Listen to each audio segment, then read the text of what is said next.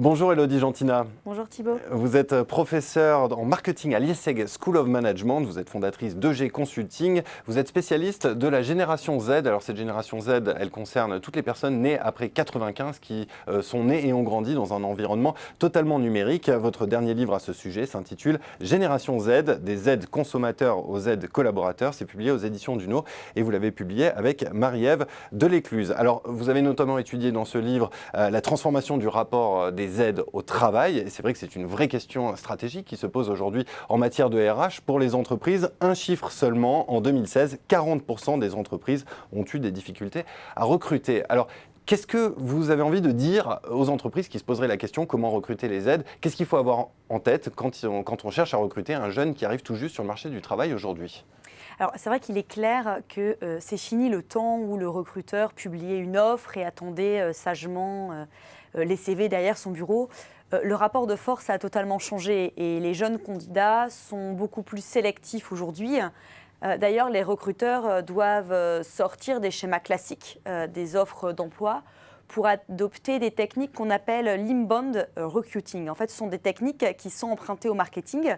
Donc là où l'inbound marketing doit attirer de nouveaux clients, l'inbound RH ou inbound recruiting vise plutôt à développer le potentiel humain de l'entreprise. Et pour attirer la nouvelle génération Z, les recruteurs doivent créer un parcours candidat, un parcours personnalisé, au même titre en fait que le parcours client en magasin, en mettant l'accent sur l'information et le contenu, avec 4 mots clés: attirer, séduire, convertir, recruter et enfin fidéliser. Est-ce que vous pouvez nous en dire un petit peu plus sur ce parcours? À quoi est-ce qu'il ressemble? Alors, la première étape qui est attirer le candidat, là, l'enjeu est vraiment de transformer des candidats passifs en de véritables ambassadeurs de la marque. Pour faire naître la relation avec le candidat, la première étape consiste à travailler la marque employeur. La deuxième étape, convertir et recruter. Là, il faut trouver un moyen d'améliorer le processus de recrutement pour attirer la génération Z, ces digital natives, et leur faire vivre une vraie expérience candidat, comme ils vivent d'ailleurs une expérience en magasin, sur le terrain. Et la dernière étape, fidéliser. Là, on sait qu'un salarié engagé valorise naturellement la marque employeur et la recommande à son réseau. Donc pour cela, les Z attachent plus d'importance au réseau social qu'au diplôme. Et donc on comprend bien pourquoi, pour les Z, la cooptation, c'est un moyen efficace de recruter les meilleurs et les jeunes talents. Il faut donc que le recrutement devienne plus digital pour répondre justement à ce besoin d'hyperconnexion qui est présent chez les Z. Oui, c'est exact. Je préconise d'aller là où les jeunes de la génération Z se trouvent. Ils se trouvent où? Sur les mobiles et sur les réseaux sociaux. Donc c'est terminé le temps de Facebook. On est vraiment là sur Snapchat, par exemple. 75% des utilisateurs de Snapchat ont moins de 22 ans. Donc Snapchat, aujourd'hui, est non seulement un des réseaux préférés des jeunes dans leur vie quotidienne, mais c'est aussi devenu récemment une plateforme de recrutement à part entière. AXA Bank utilise Snapchat pour recruter les jeunes. McDo a lancé une campagne Snap Application en 2017 aux États-Unis et en Australie. Aujourd'hui, les entreprises recrutent même sur les applis de rencontres comme Tinder. Ça a été le cas pour Amazon, qui a utilisé l'appli de rencontre pour recruter des ingénieurs pour son service cloud. Donc les Z sont nés et vivent dans l'ère du digital, ce qui change le rapport au temps, à l'espace. Ils recherchent l'immédiateté, ils privilégient les messageries instantanées plutôt que les mails. Et le glissement du mail et des réseaux sociaux numériques vers la messagerie instantanée va laisser entrevoir un nouveau type de recrutement qui est plutôt un recrutement en temps réel, en instantané, grâce aux chatbots. Et bien que les grandes sociétés high-tech utilisent des chatbots depuis déjà une décennie, l'arrivée de ces robots conversationnels pour recruter les jeunes candidats est plutôt récente. Vinci, Mazars, La Poste, Adecco ont lancé leur premier chatbot pour recruter les nouveaux candidats Z.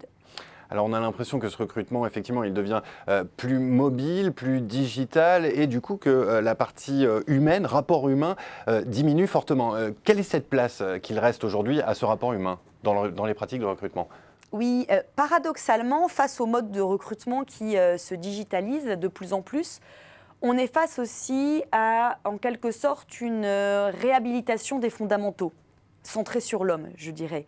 Donc la génération Z, les Z ont des aspirations qui sont assez contradictoires. On a l'impression, et ils le sont, ultra connectés, mais en même temps, ils sont dans une quête de sens et d'authenticité. Les résultats d'une étude que j'ai menée auprès de 2300 jeunes âgés de 15 à 23 ans ont montré que les leviers de motivation des Z changent et portent aujourd'hui davantage sur l'esprit d'équipe, la volonté de se sentir utile dans une mission, avant même la mobilité à l'international ou encore le salaire. Et là, les recruteurs devront revoir leur approche pour attirer ces jeunes en mettant en place un mode de recrutement plus digital et mobile, mais tout en plaçant l'humain, le candidat, au centre de leurs préoccupations. Alors justement, comment est-ce qu'on peut faire pour concilier, pour articuler ces aspects à la fois digitaux et humains? Quelles sont les bonnes pratiques RH que vous pourriez recommander? Alors un exemple, ça peut être la gamification. Là, les entreprises se lancent dans des jeux de rôle adaptés pour recruter les jeunes talents en recourant par exemple à des business games ou à des escape games. Donc ça a été le cas avec L'Oréal qui a lancé son Reveal by L'Oréal, qui est un jeu pédagogique en ligne pour recruter des stagiaires partout dans le monde.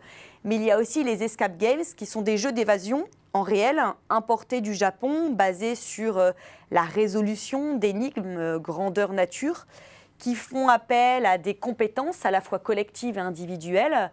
Renault, par exemple, a lancé sa première opération d'escape game. Et là, les candidats étaient enfermés pendant 1 heure dans des pièces à thème pour retrouver le trésor et le coffre-fort. Donc, en fait, l'escape game ou les business games satisfont à la fois le recruteur, mais aussi le candidat. Le candidat, pourquoi? Parce qu'il travaille en groupe sous un angle humain dès la première étape, le recrutement, mais aussi le recruteur, puisque le recruteur peut attirer une meilleure analyse en fait, des candidats qui sont en mouvement à travers une mise en situation réelle. Eh bien, merci beaucoup, Élodie Gentina. Et pour ceux qui se posent des questions sur cette génération Z, de nombreuses questions, eh bien, je renvoie à votre livre Génération Z, des Z consommateurs, aux collaborateurs, aux éditions d'Uno. Il est question de recrutement, mais bien évidemment de bien autre chose. Merci encore, Élodie Gentina. Merci Thibault.